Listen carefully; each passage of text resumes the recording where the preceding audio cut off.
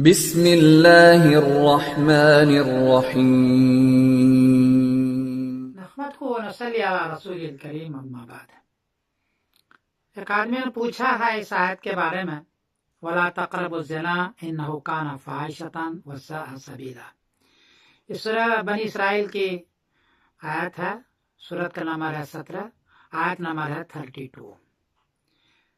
قرآن پاک نے کہا ہے کہ زنا کے قریب مت جاؤ، یہ بہت ہی برا راستہ ہے۔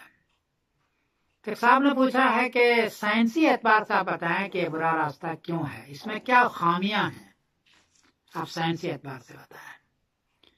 جواب یہ ہے کہ سائنس نے یہ تحقیق کی ہے کہ زنا واقعتاً بہت ہی برا راستہ ہے۔ اس کو انہوں نے دو مثال دی ہے۔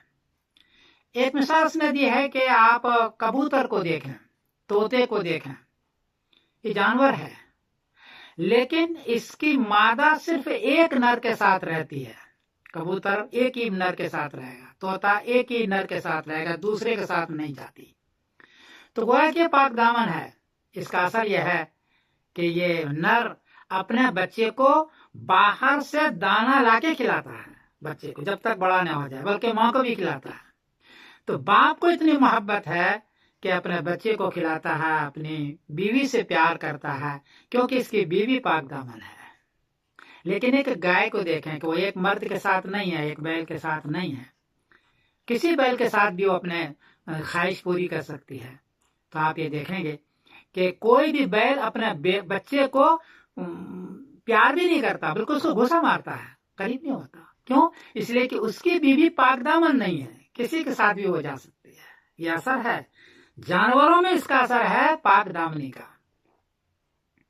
ہم نے دیکھا، میں انگلینڈ رہتا ہوں، کہ یہاں کی گوریاں عام طور پر حرام کاری میں مبتلا ہوتی ہے، مرد بھی اور عورت بھی۔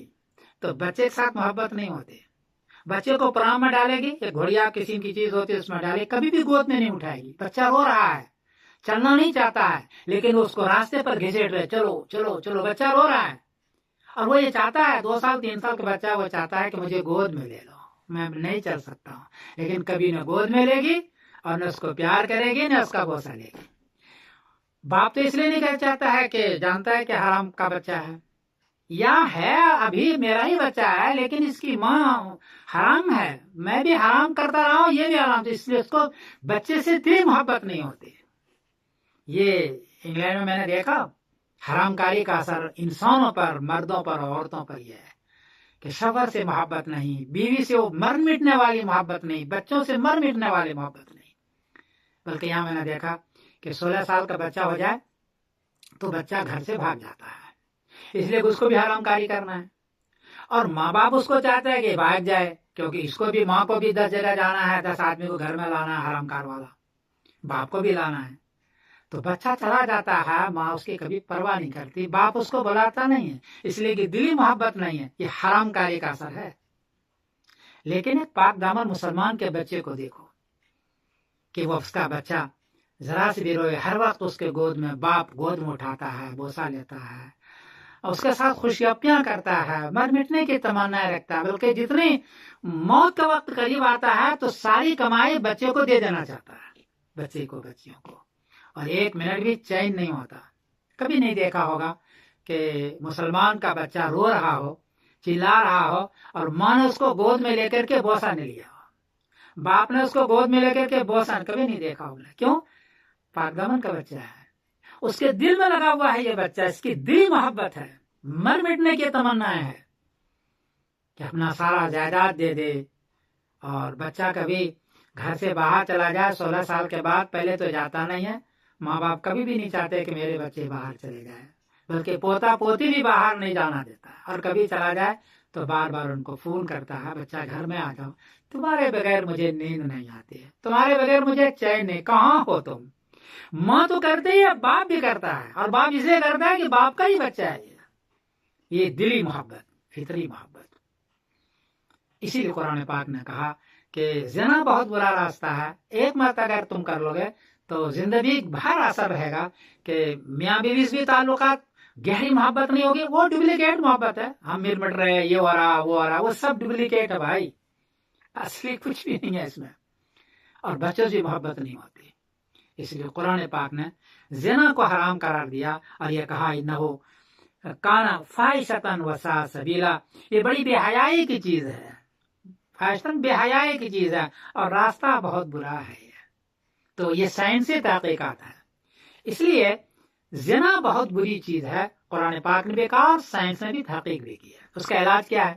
اس کا علاج کیا ہے کہ 16 سال میں لڑکے کو ضرورت پڑ جاتی ہے بیوی کی، اور عورت کو ضرورت پڑ جاتی ہے، بچی کی ضرورت پڑتی ہے شوہر کی۔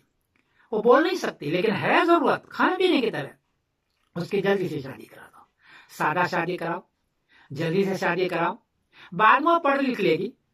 اگر آپ اس کی 25 سال کے بعد 26 سال کے بعد آپ شادی کرائیں گے، بلکہ ہمارے برطانیہ میں تو 30 سال کے بعد کھوجنا شروع کرتے ہیں کہ اب شادی کریں گے ہم، تو اس سے پہلے وہ حرام کاری مبتلا ہو چکی ہے، لڑکا مبتلا ہو چکا ہے، تو وہ پھر کیسے دل محبت کرے گا، کیسے اس کو خوشی نصیب ہوگا؟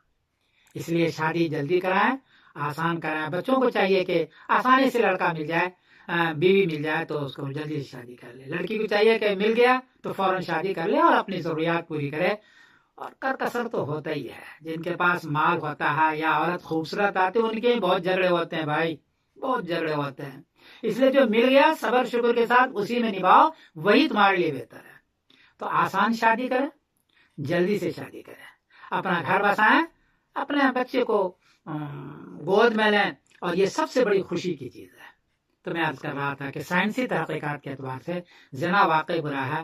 گائے کو بیل کو دیکھو کہ پیار محبت نہیں کرتے اپنے بچے سے بیل، اور طوطے کو دیکھو کہ وہ کتنا پیار کرتا ہے کہ اس لیے اس کی بیوی پاک دامن ہے۔ میں سمیردن کاش میں بول رہا ہوں، مانچسٹر انگلینڈ سے۔